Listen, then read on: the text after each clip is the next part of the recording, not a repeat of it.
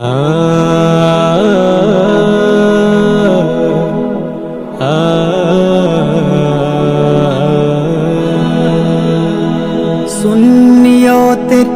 এক অনন্য সত্যের নিশানা, সুন্নিয়তের এক অনন্য সত্যের নিশানা।